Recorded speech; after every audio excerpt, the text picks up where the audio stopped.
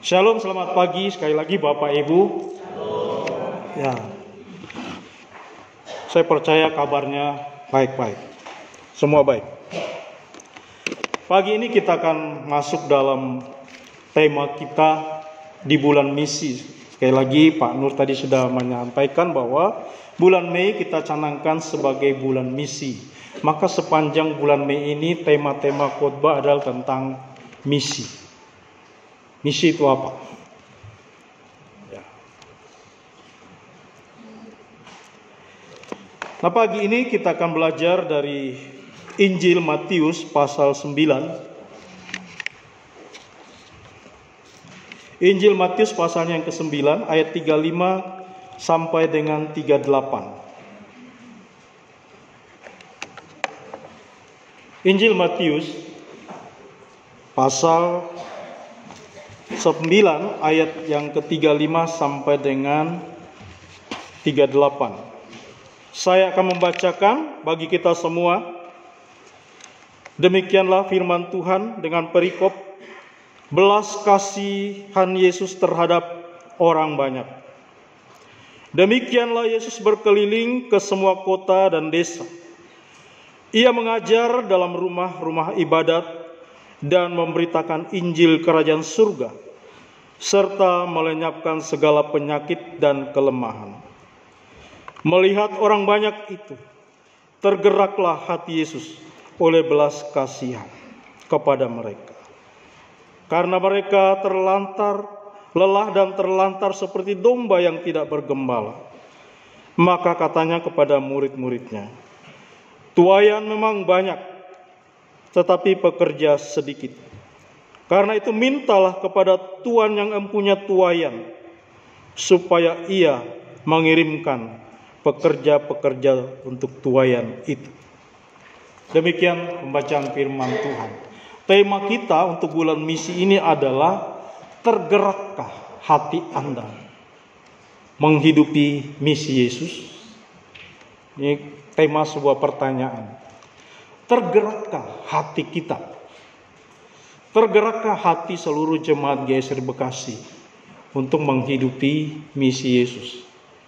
Misi Yesus jelas adalah untuk menyelamatkan semua orang, terutama orang-orang pilihan Tuhan.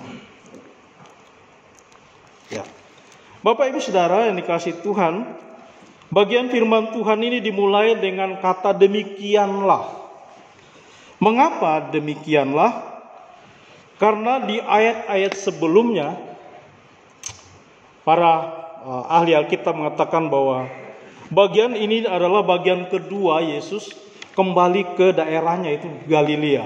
Jadi setelah berkeliling dari desa ke desa, dari kota ke kota, kemudian dia kembali lagi ke Galilea. Dan pada bagian ini ketika Yesus kembali ke Galilea, dan di sepanjang perjalanan kalau kita membaca ayat-ayat sebelumnya Bapak Ibu dari ayat 1 sampai dengan ayat yang kita baca tadi, kita melihat bahwa di dalam perjalanan Yesus itu ada waktu Yesus mengajar. Dikata masuk ke bait Allah, masuk ke rumah-rumah ibadat, mengajar, memberitakan Injil, menyembuhkan sakit penyakit dan melenyapkan kelemahan-kelemahan manusia. Nah Bapak Ibu, dalam istilah misi, istilah teologi misi ini adalah pelayanan holistik. Holistik artinya secara menyeluruh. Jadi bukan hanya memberitakan firman Tuhan, tapi mengajar dan juga menyembuhkan orang sakit. Nah karena itu sebenarnya gereja menghimbau umat Tuhan yang punya keahlian itu bisa memakai keahlian baik itu di bidang medis, guru, pengajar, dan dari situ bisa digunakan untuk memenangkan jiwa-jiwa. GSRI pernah mencanangkan kalau bisa kita memiliki sekolah PAUD, tapi mimpi ini belum bisa diwujudkan karena berbagai hal. Tapi sekali lagi melalui tema kita pagi ini saya ingin menghimbau kepada Bapak Ibu Saudara yang punya profesi tenaga medis misalnya, bisa dipakai untuk menjadi sarana memberitakan Injil. Ya. Jadi pelayanan Tuhan Yesus adalah pelayanan bersifat holistik. Jadi bukan hanya pada satu bagian manusia, tetapi manusia seutuhnya. Bukan hanya dalam kerohaniannya, tapi dalam fisiknya, dalam mental dan dalam segi kejiwaannya. Nah, Bapak Ibu Saudara, katakan demikianlah Yesus berkeliling ke semua kota dan desa. Itu sebabnya Bapak Ibu, yang namanya misionaris, yang namanya penginjilan, itu tidak hanya di kota besar, tetapi ke pelosok-pelosok desa. Paling tidak saya pernah merasakan pelayanan ke pelosok desa dengan berjalan kaki sampai 10 jam. Tapi karena semangat Injil itu tidak berasa 10 jam berjalan kaki. Ya. Itulah pelayanan, itulah misi yang harus dihidupi oleh semua orang percaya. Sekali lagi, Paulus mengatakan bukan hanya tugas para misionari, bukan hanya tugas para penginjil, hamba Tuhan, tetapi ini menjadi tugas bagi orang-orang yang sudah percaya kepada Yesus. Nah, mari kita perhatikan teks kita. Di dalam ayat 36 dikatakan, melihat orang banyak itu, tergeraklah hati Yesus oleh belas kasihan. Melihat orang banyak itu, tergeraklah hati Yesus oleh belas kasihan. Nah, kalau ditanya mengapa Yesus? Mengapa hati Yesus tergerak melihat orang banyak itu? Apa sebenarnya kondisi orang banyak itu yang ada di hadapan Tuhan Yesus? Coba Saudara. Dikatakan dalam teks kita. Dalam ayat 36 bahwa Yesus berbelas kasihan karena mereka lelah dan terlantar seperti domba yang tidak bergembala. Nah, itulah yang membuat hati Yesus tergerak oleh belas kasihan. Tetapi apa belas kasihan itu? Apa sebenarnya belas kasihan? Ya. Belas kasihan Bapak Ibu Saudara, ya, dari kata Latin itu compasio. Compasio itu artinya rasa kasihan, ya. Rasa ibah kepada seseorang atau orang yang menderita. Di dalam bahasa Inggrisnya ada compassion. Ya. Nah, compassion atau compassion ini bisa kita temukan di dalam dua kisah yang diceritakan di dalam Alkitab, yaitu diceritakan kepada peristiwa orang Samaria yang berbaik hati ketika berjalan dari Yerusalem turun ke Yeriko. Mereka ada beberapa kelompok, baik itu imam-imam ahli Taurat dan orang Farisi, tetapi yang menyatakan belas kasihnya, yang menyatakan kompasionya itu adalah orang Samaria kepada orang yang menderita. Itu belas kasih, ya. Merasa iba dengan orang yang menderita. Ini juga bisa ditemukan di dalam perumpamaan tentang anak yang hilang. Ketika seorang anak meminta semua harta bagiannya, warisannya, lalu pergi dan menghabiskannya, dan ketika sudah habis, dia menyesal lalu kembali. Ada kompasio di dalam ayahnya, lalu kemudian dia berlari menyambut anaknya. Jadi sebelum anaknya sampai, ayahnya berlari menyambutnya dan memeluknya di dalam ceritanya. Itu kompasio. Tetapi Bapak Ibu Saudara, dalam kisah ini Yesus lebih daripada compassion itu. Lebih daripada itu. Ya. Di dalam bahasa asli Alkitab, compassion atau compasio itu dalam bahasanya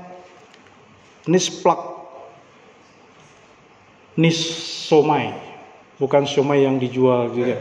splagchnizomai.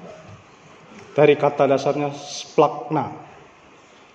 Ya, splagma itu Bapak Ibu Saudara, itu sebenarnya ditujukan atau artinya organ-organ dalam. Organ-organ dalam manusia. Itu bisa juga merujuk pada usus atau isi perut. Ya.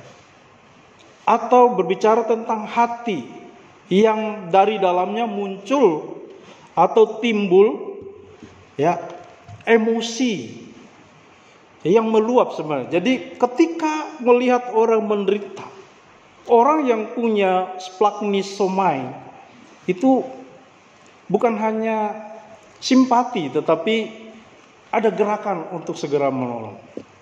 Inilah yang ada di dalam diri Yesus. Jadi emosi yang disertai dengan tindakan tegas. Jadi bukan hanya sekedar simpati. Kan biasanya orang simpati, aduh kasihan ya, tapi hanya berhenti sampai kasihan. Kasihan ya orang. Baik kasihan dulu, nah, udah lain lagi. Tapi kasihan ya, itu bukan splagni. Splagni itu tiba, tapi langsung disertai dengan tindakan. Itulah yang dilakukan oleh Yesus. Nah Bapak Ibu Saudara, splagni inilah yang membawa Tuhan Yesus turun dari surga datang ke bumi. Karena dia belas kasih kepada manusia yang berdosa, yang terlantar seperti domba itu, maka dia turun berinkarnasi. Allah yang transenden itu yang tidak terbatas, membatasi dirinya turun berinkarnasi menjadi manusia.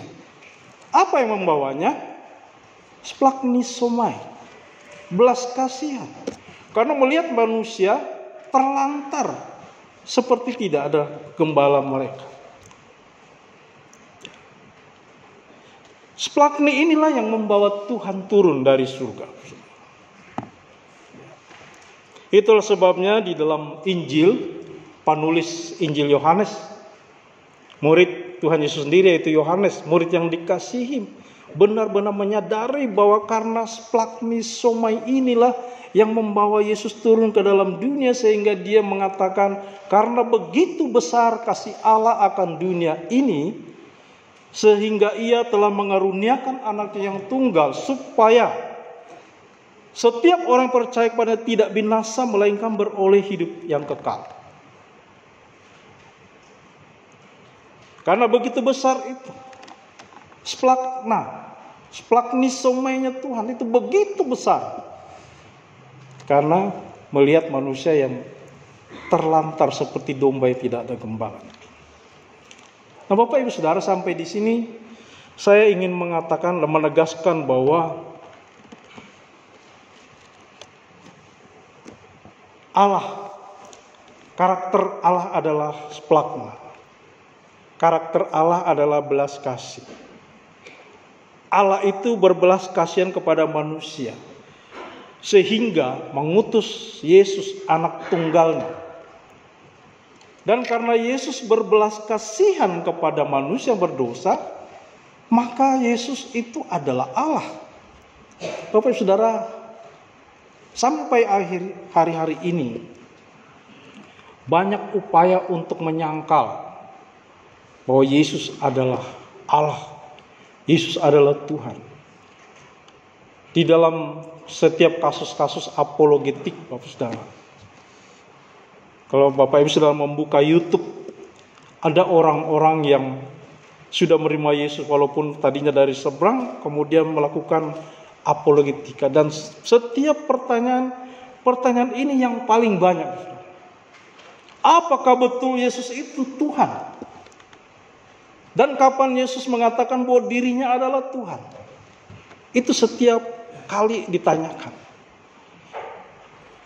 Tuduhannya adalah orang Kristen mentuhankan Yesus. Lalu katakan bahwa rasul-rasul mengangkat Yesus menjadi Tuhan. Ini setiap kali yang ditanyakan Bapak Saudara. Tapi kalau kita membaca Alkitab, Bahkan dari Kejadian sampai Wahyu kita akan melihat bahwa hanya satu pribadi yang diceritakan dan dikisahkan di dalam Alkitab. Semuanya merujuk kepada Yesus. Yesus adalah Allah. Yesus adalah pencipta. Nah, karena Yesus di dalam pelayanan sepanjang hampir 3,5 tahun di dalam dunia ini memperlihatkan splagnisomainya kepada orang-orang berdosa, maka dia adalah Allah. Yesus adalah Allah. Yesus adalah Tuhan. Apakah Bapak Saudara mengaminkan Yesus adalah Tuhan? Atau ragu-ragu? Yesus adalah Tuhan. Bapak Ibu keluar dari gereja ditanya apakah betul Yesusmu itu Tuhan? Bapak Ibu, kalau kita tidak membaca Alkitab, kita tidak pernah akrab dengan Alkitab, maka kita akan gampang. Ini tantangan kekristenan. Tuduhannya bahwa kita ini mentuhankan Yesus. Yesus itu manusia, bahkan mati di atas kayu salib. Masa Tuhan mati? Ini harus punya bekal, punya pemahaman yang benar tentang Yesus untuk bisa menjawab pertanyaan itu, dan tidak mudah. Ya. Dan ketika dijawab, Bapak Saudara, tidak mudah juga untuk membuat mereka percaya. Tetapi inilah, Yesus adalah Tuhan. Ya. Dia adalah Allah. Jadi di dalam Yohanes 4, ya, 1 Yohanes 4 ayat 10 dan 16b dikatakan bahwa Allah adalah kasih. Jadi karena Allah splagnisomai kepada manusia berdosa, Yesus splagnisomai kepada orang-orang yang banyak waktu itu yang datang berbondong-bondong, maka sesungguhnya di sini kita bisa menyimpulkan bahwa Yesus itu adalah Allah. Tidak bisa diragukan. Yesus adalah Allah. Nah, Bapak Ibu Saudara, pertanyaannya adalah apa yang menggerakkan belas kasih Tuhan kepada manusia? Ada banyak Bapak Ibu Saudara, tetapi dari bacaan ini kita bisa melihat dan ayat-ayat sebelumnya. Yang pertama, yang menggerakkan splagnisomainya Yesus kepada manusia, yaitu karena penderitaan dunia. Jadi dari kekekalan sebenarnya Tuhan melihat betapa menderitanya dunia. Dunia yang dimaksud adalah manusia, dengan semua yang ada di dalam sekitarnya. Allah dari kekekalannya, dari surga melihat bahwa manusia ini sangat menderita. Nah, penderitaan itu biasanya diwakili dengan kesakitan, ya. Orang-orang sakit, orang-orang buta, orang-orang yang dirasuk oleh setan. Nah, di ayat-ayat sebelumnya Bapak Ibu Saudara, Yesus mendemonstrasikan bagaimana Dia sebagai Tuhan, sebagai Allah yang berdaulat atas segala kuasa, baik itu kuasa penyakit, kuasa setan sekalipun. Dikatakan bahwa ketika Dia sampai ke satu daerah, Dia menyembuhkan orang sakit, orang lumpuh, orang buta, orang sakit pendarahan, disembuhkan oleh Yesus. Dan ketika ada di dalam rumah ibadah, Dia mengajar, memberitakan Injil. Jadi Bapak Ibu Saudara, gereja adalah tempat memberitakan Injil, memberitakan kabar baik. Nah, kalau di gereja sudah tidak ada kabar baik, yang diberitakan hanya keberhasilan, kesuksesan, tetapi tidak ada Injil, tidak ada Yesus. Yang diberitakan hanya Yesus plus, percaya Yesus semuanya beres. Kalau perlu tidak sakit, usaha lancar, tidak bangkrut. Alkitab tidak memberitakan seperti itu. Jadi dalam gereja haruslah menjadi sebuah tempat mengajarkan kebenaran tentang Yesus. Yesus itu menderita, mati, bangkit, naik ke surga. Itu Yesus sejati. Ya. Bahkan di dalam Alkitab katakan di dalam Filipi Bahwa kamu dikaruniai bukan hanya untuk percaya kepada Yesus, tetapi juga menderita bagi Dia. Jadi sekali lagi, gereja, rumah ibadah adalah tempat mengajarkan kebenaran. Kebenaran yang hakiki, bukan kebenaran supaya hamba Tuhan menjadi hamba Tuhan yang populer. Tetapi harus menyampaikan.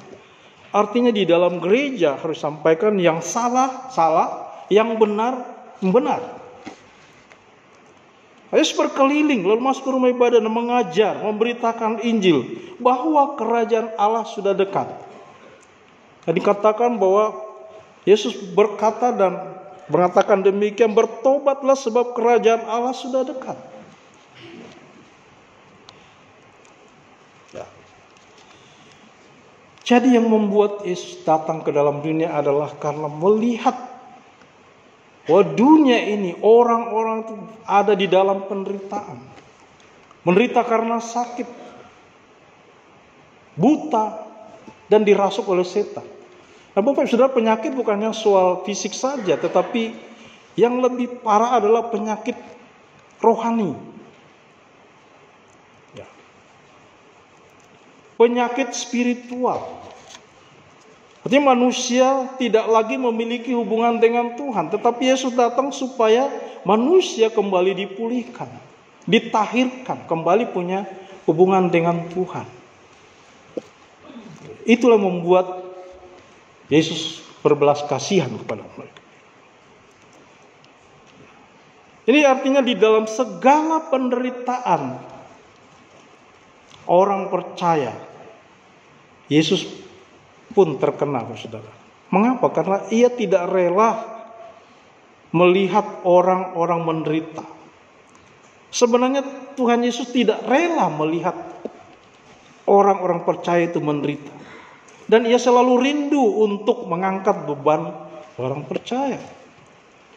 Masalahnya adalah apakah kita mau dibantu oleh Tuhan, ditolong oleh Tuhan. Seringkali kita merasa kita mampu untuk keluar dari penyakit, keluar dari persoalan kita. Jadi Yesus berbelas kasihan karena melihat penderitaan manusia. Yang kedua, apa yang menggerakkan belas kasihnya Yesus? Yang kedua adalah karena manusia atau dunia sedang dalam kesedihan. Ya, kalau kita membaca kisah di dalam Lukas pasal 7 ayat 13, ini kisah tentang janda di daerah Nain waktu itu. Ketika rombongan dalam perjalanan menuju pekuburan memikul anak si janda itu, dikatakan di sana maka tergeraklah hati Yesus kepada janda di Nain itu. Dan dia menghidupkan kembali anak dari janda. Hal ini menunjukkan betapa Yesus berbelas kasihan kepada orang-orang yang sedang ada dalam kesedihan.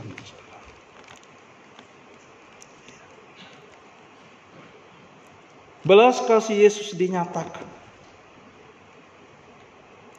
Karena itu Bapak Saudara, yang saya mau katakan bahwa Yesus sebenarnya selalu rindu untuk menghibur, menghapus air mata. Hanya Yesus yang sanggup hapuskan air mata. Hanya Yesus yang sanggup. Dia selalu rindu menghapuskan air mata. Hatinya selalu digerakkan belas kasihan kepada orang-orang dalam kesedihan. Karena itu ketika kita sedih, datanglah pertama-tama kepada Tuhan. Yang ketiga yang menggerakkan hati Yesus, yang menggerakkan belas kasihnya, adalah karena kelaparan. Matius 15:32 kita membaca orang yang kelelahan dan kelaparan. Itu adalah sesuatu yang langsung menggerakkan kuasa Yesus. Selain karena kesedihan, Yesus juga berbelas kasihan dan tergerak hatinya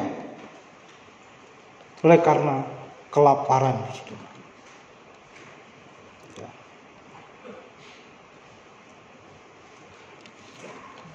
Nah, karena itu Bapak sudah tersirat di dalam hal ini bahwa sesungguhnya orang-orang Kristen sejati itu tidak hanya peduli kepada dirinya sendiri.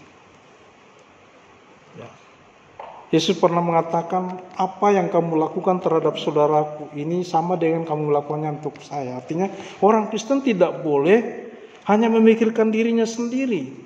Orang Kristen sejati tidak boleh hanya mengumpulkan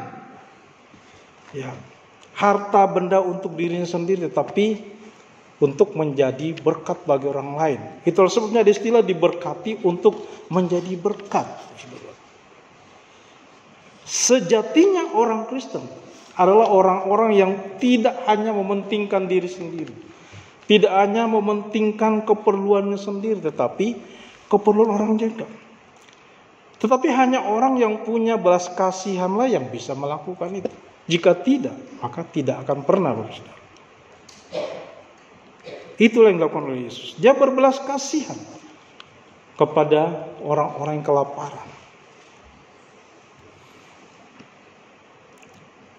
Banyak kali orang Kristen yang punya berdoa, Tuhan, kami berdoa untuk orang-orang kelaparan di pinggir-pinggir jalan, peminta-minta, janda yatim piatu. Berkatilah mereka. Seharusnya kita punya, kitalah yang harus memberinya. Ketika murid-murid mengatakan, suruhlah mereka pergi, orang-orang banyak itu, Yesus bilang, tidak, kamu harus memberinya makan. Kamu harus memberinya makan, bukan disuruh pergi.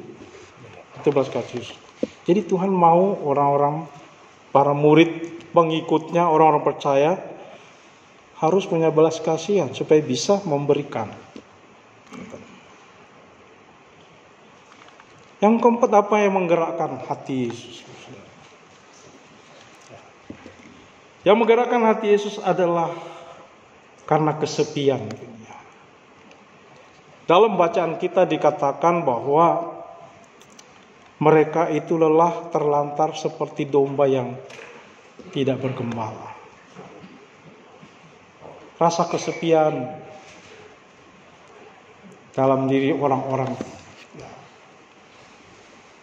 itu terwakilkan di dalam orang-orang yang termarginalkan, yang terpinggirkan. Di sekitar kita ada banyak orang yang diperhinggakan, yang merasa diabaikan, dan mereka sedang dalam kesepian. Dan di dalam Alkitab, orang-orang yang dalam kesepian sangat terwakili oleh orang-orang yang menyandang penyakit kusta. Dalam kehidupan gereja, umat Tuhan, orang-orang kusta itu bukan hanya kutuk, tetapi itu perlambang sebuah kehidupan yang jauh dari sesama. Itu disingkirkan. Mereka dalam keadaan sepi. Itu dalam konteks rohani. Orang-orang ini adalah orang-orang di luar kasih karunia. Orang-orang yang sepi ini adalah orang-orang yang belum menemukan anugerah Tuhan. Dan inilah yang Yesus katakan, ini adalah tuaian yang banyak itu. Di sekeliling kita, tuaian ada banyak orang yang dalam kesepian, di dalam penderitaan, dalam kelaparan. Dan secara rohani mereka adalah orang-orang yang belum menemukan anugerah Tuhan. Dan tugas orang percaya adalah untuk menyampaikan anugerah itu. Seperti kepada para kusta, mereka sangat membutuhkan pentahiran. Para gembala Israel, ahli Taurat, orang-orang Farisi, seharusnya diharapkan membawa mereka yang sedih, yang sepi, yang kelaparan, yang kesedihan datang kepada Tuhan. Tetapi justru membebani mereka dengan aturan-aturan agama yang akhirnya tidak bisa membawa mereka kepada Tuhan. Justru semakin jauh dari Tuhan. Itulah sebabnya Tuhan mencelah Para ahli Taurat yang seharusnya menjadi gembala. Nah, Bapak Saudara, itulah tuaian yang banyak di sekitar kita, di sekeliling kita. Ada banyak orang membutuhkan uluran belas kasih.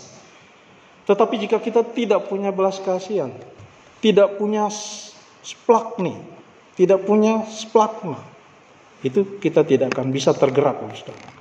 Yang kelima, apa yang menggerakkan belas kasih Yesus? Yaitu karena kebingungan dunia. Dunia sedang dalam kebingungan. Dalam bacaan kita dalam frase, ya, domba-domba yang tidak bergembala menggambarkan kebingungan. Bapak Saudara, kawanan domba itu kalau dibiarkan oleh gembalanya, mereka akan bingung. Mereka tidak tahu harus kemana. Nah, biasanya dipecut dengan tongkat sang gembala, mengarahkan mereka. Tetapi kalau dibiarkan, Bapak Saudara, domba-domba itu akan semakin tersesat. Inilah gambaran dunia dalam pandangan Allah. Bahwa dunia ini sedang kebingungan, tidak tahu harus kemana. Nah, tugas orang percaya adalah membawa mereka. Kita ini harus menjadi gembala-gembala. Ya. Kebingungan. Ya. Dalam bahasa aslinya itu eskulmenoi. Ya. Keadaan yang sangat menyedihkan. Eskulmenoi itu adalah suatu situasi kondisi yang sangat menyedihkan. Dalam gambarannya seperti domba. Domba itu kan dikenal sebagai domba yang paling bodoh gitu ya. Kalau dilepaskan mereka tidak akan bisa kemana-mana. Bahkan semakin tersesat. Rupanya para gembala Israel, orang-orang Farisi, orang-orang ahli Taurat, mereka menjadi gembala yang tidak bertanggung jawab. Membiarkan domba terlantar, dibiarkan dalam pengharapan tapi tidak pernah sampai pada tujuannya, Saudara. Apa eskulmenoi itu? Kalau kita melihat artinya sangat dalam. Ya, itu seperti menggambarkannya sebagai sesuatu yang menyedihkan. Yang menyedihkan itu seperti apa? Seperti mayat yang sudah membusuk dan sudah terkelupas. Itu satu gambaran yang sangat menyedihkan. Kalau kita melihat, nggak usah bangkai manusia, bangkai binatang kalau sudah terkelupas, itu sangat menyedihkan yang melihat, Saudara. Itu gambaran eskulmenoi. Ya. Atau ada juga orang yang menjadi korban kekerasan orang lain, itu eskulmenoi. Ya. Atau orang yang mendapat perlakuan, ya, perlakuan kasar, bahkan dihina, itu eskulmenoi. Nah, kalau terlantar, apa itu terlantar? Terlantar itu erimenoi, Saudara. Eskul dan erimenoi. Terlantar itu erimenoi. Yang arti dasarnya adalah terbaring tak berdaya. Kata ini biasanya menggambarkan seorang yang terbaring, ya, keadaan sangat lemah, tak berdaya. Itu biasanya seorang mabuk, Saudara. Bukan mengingat-ingat. Ya. Saya termasuk salah satu yang penggemar dulu, sekarang sudah tidak. Dulu, masa lalu. Kita mencampur minuman. Nanti tanya Pak Isa, di daerah Ambon itu jagonya mencampur, mengoplos minuman keras. Dan kalau sudah mabuk, itu tergeletak tidak berdaya, Bapak Saudara. Nah, kalau ada orang mabuk teriak-teriak di jalan, wah, nantangin orang, itu nggak mabuk. Itu hanya cari ya, kalau saya ketemu orang mabuk itu dia teriak di jalan, saya bilang, saya sudah lewat yang itu. Nggak mabuk tuh seperti itu. Mabuk itu tergeletak tidak berdaya, Bapak Saudara. Diguyur air pun dia tidak akan tergerak. Ya, saya berapa kali diguyur, Saudara. waktu masih umur 20 sampai 25-an. Itu digambarkan seperti itu. Oh, tidak berdaya. Jadi erimenoi itu adalah orang yang tergeletak, tidak berdaya karena mungkin mabuk berat, atau orang-orang yang punya luka yang sangat berat, saudara. Itu tidak berdaya. Jadi Yesus tergerak karena melihat manusia seperti itu. Manusia ini tidak berdaya. Manusia ini sudah tergeletak, berbaring, tidak berdaya, tidak bisa menolong dirinya sendiri. Karena itu belas kasih Yesus tergerak. Ini membutuhkan pertolongan, saudara. Ya. Bapak Ibu Saudara kasih Tuhan, saya mau katakan begini, derita, kesedihan, kelaparan, kesepian, dan kebingungan seperti atau bagaikan domba-domba yang tidak bergembala. Inilah kondisi manusia yang berada di luar anugerah Tuhan. Inilah kondisi manusia yang belum menerima keselamatan dari Tuhan. Mereka dalam kesedihan, mereka dalam kelaparan, terlantar, bingung. Nah, karena itu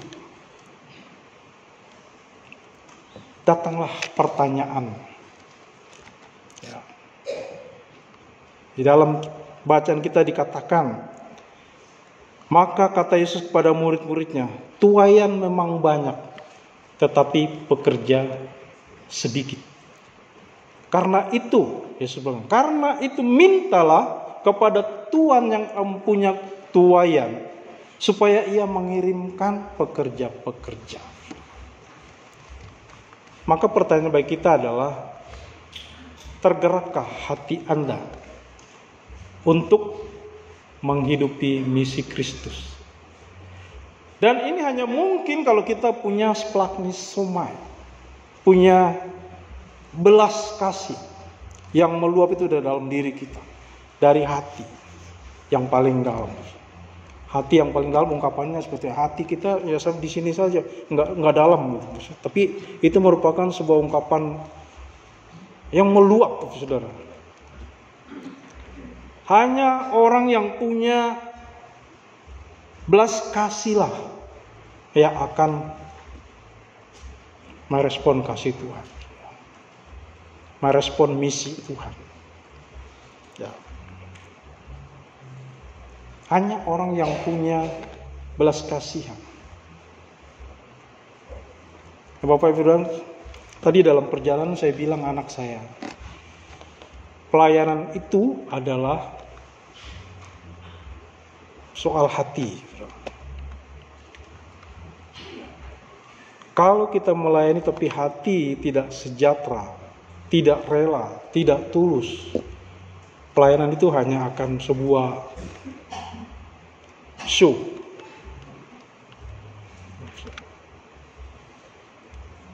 Kalau kita punya hati yang dari dalamnya meluap kerelaan, meluap kasih kepada Tuhan, maka pelayanan tidak akan menjadi beban.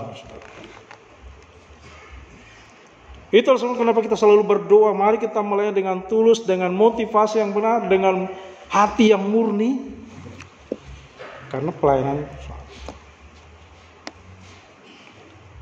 Jadi pesan saya buat rekan-rekan pelayanan, selama hati kita beres, maka pelayanan apapun yang akan kita lakukan, kita akan lakukan dengan tulus, dengan sukacita. Tidak akan hitung-hitungan. Saya sudah banyak melakukan. Saya ya sampai nginep di gereja, masa enggak dihargai, masa enggak ditepuk tanganin. Apa itu kalau kita punya hatinya beres, nggak masalah. Orang mau lihat, orang mau puji, orang mau angkat topi, tidak peduli. Saya punya belas kasih, saya ingin melayani.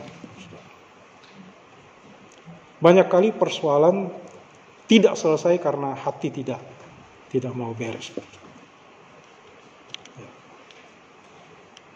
Banyak kali persoalan yang kecil menjadi besar karena hatinya yang tidak beres. tilik hati kita, saudara.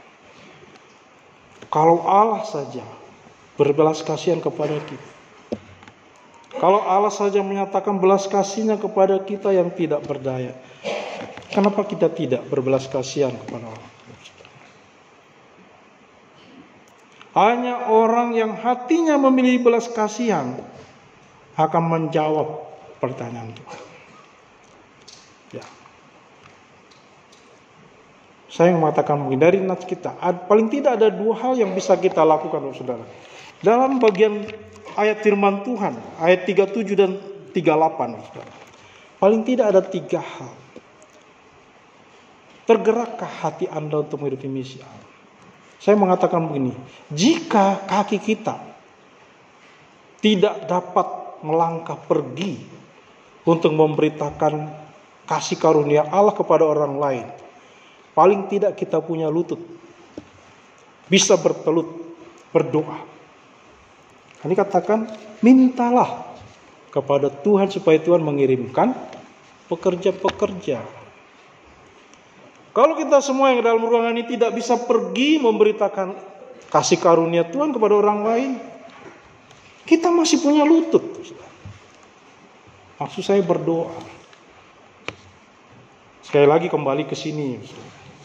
Kalau hati kita punya belas kasihan, kita pasti mengambil waktu untuk berdoa untuk penginjilan, berdoa untuk hamba-hamba Tuhan yang dari desa ke desa, dari kota ke kota, dari pelosok ke pelosok memberitakan Injil. Gaji mereka sedikit, saudara. Saya pernah merasakan hidup di desa. Hamba Tuhan harus kreatif, harus tanam padi, tanam sayuran supaya bisa makan. Karena gaji mereka kecil, tapi mereka semangat memberitakan Injil. Adik-adik tingkat saya semua ada, mulai dari Sabang sampai Merauke, bahkan daerah-daerah yang terpencil mereka masuk. Gaji 150.000 satu bulan. Kalau mereka mau hitung-hitungan mana cukup begitu. Tapi saya sendiri pernah merasakan bahkan lebih, saudara. Uang nggak kepake karena makanan tinggal ambil bukan nyolong-nyolong ya, tinggal warga datang, Pak, pemerintah ini ada sayur, ada buah, ada, waduh ya. Mereka nggak pikir itu. Nah kita tidak bisa pergi, tetapi berdoa pun kita enggan,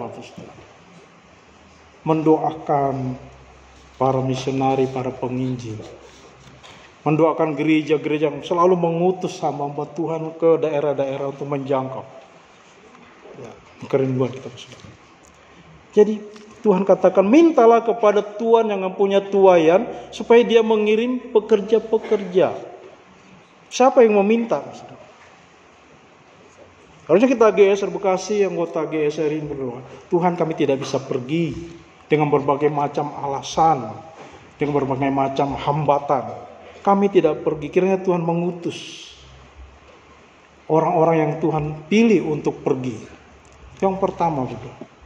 Yang ketiga, Bapak Saudara, jika kita tidak punya daya, kita masih punya dana. Di kemajelisan kita sudah mencanangkan ada bulan misi, dan di dalam kolekte kita ada alokasi untuk misi. Nah, saya lupa minggu keberapa, tetapi ada alokasi untuk misi. Artinya Bapak Ibu Saudara, sebenarnya kita punya kesempatan untuk memberitakan kasih karunia kepada orang lain. Walaupun kita tidak harus pergi, tetapi kita punya daya, yaitu dana. Makanya Bapak Ibu Saudara, kalau kita punya belas kasihan, saya mau mensupport misionari.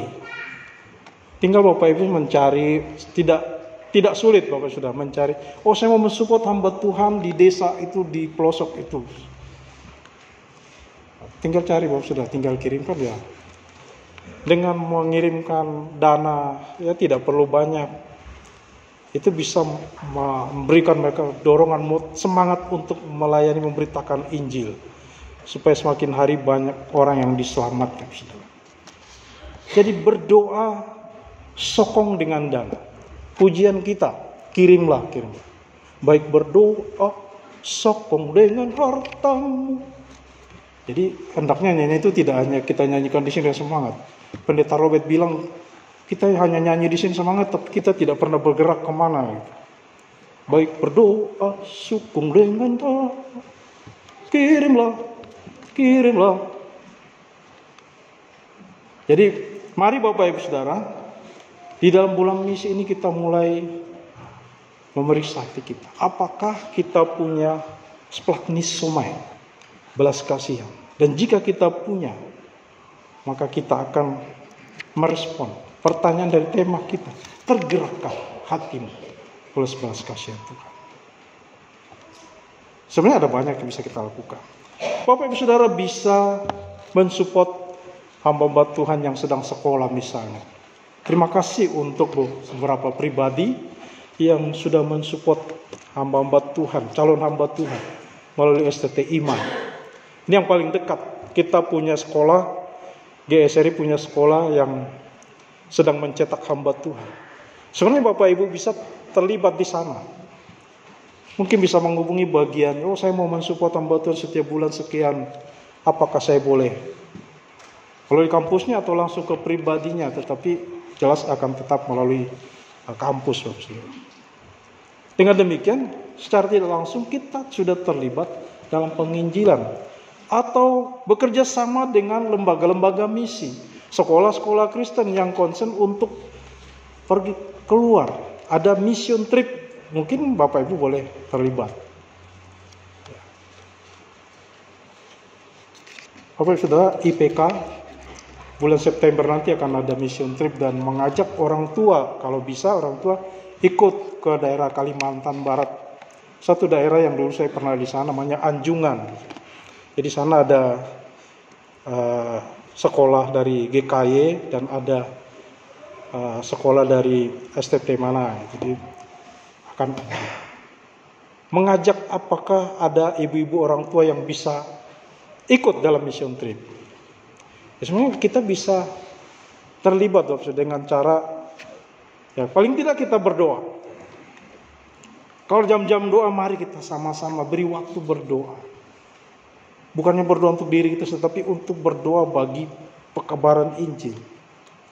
Berdoa supaya mereka yang memberitakan Injil disertai dilindungi oleh Tuhan. Karena tidak mudah bagi mereka, Bapak Saudara. Mereka mendapat ancaman. Mereka akan dibunuh. Ya. Kalau kita hanya berdiam diri, menikmati kasih karunia, kita hanya bernyanyi, kirimlah, tapi kita tidak butuh. Ya, saya mata kemari kita ambil. Kita tidak bisa pergi. Kita tidak bisa melangkah pergi, tetapi kita punya lutut. Kita punya waktu 1 jam, 2 jam berdoa. Kita berdoa.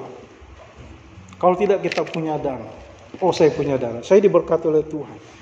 Saya sisihkan untuk misi. Tergerakkah hati Anda? Ya. Ini Bapak Saudara. Kita berdoa. Kiranya Tuhan memberikan kita, khususnya jemaat GSRI Bekasi, hati yang berbelas kasihan. Supaya kita bisa melihat dengan jernih, dengan jelas. Mereka membutuhkan kasih karunia Tuhan. Kita ini adalah perpanjangan tangan Tuhan. Kita ini duta-dutanya Tuhan. Kita ini misionaris-misionarisnya Tuhan. Melalui kehidupan kita pribadi, kehidupan keluarga, kita bisa bersaksi pada orang lain bahwa kasih karunia ada dalam diri kita. Melalui kehidupan keluarga kita yang orang lihat setiap hari. Kalau dari rumahnya keluar kebun binatang semua, kasih karunia tidak akan pernah sampai ke orang lain. Kalau di rumah ada piring terbang, ini orang yang sudah diselamatkan. Ini tempel salib Yesus di kaca mobil belakang tapi ngebut gitu ya. Suka melawan arus, lampu merah diterabas saja. Ya, kita mau ngomong seperti apa pun orang nggak akan percaya.